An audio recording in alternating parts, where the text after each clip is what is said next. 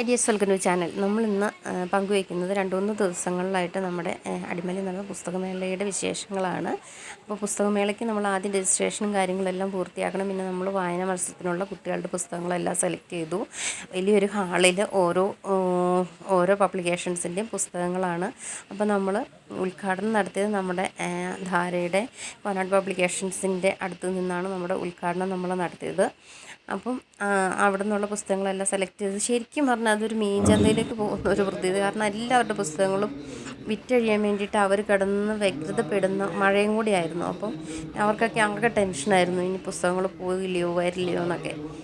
എന്തായാണെങ്കിലും നമ്മൾ നമുക്ക് ആവശ്യമുള്ള പുസ്തകങ്ങൾ മാത്രമാണ് നമ്മളിപ്പോൾ ഇപ്രാവശ്യം ഒത്തിരി ഒന്നും വാരി വലിച്ചെടുത്തില്ല.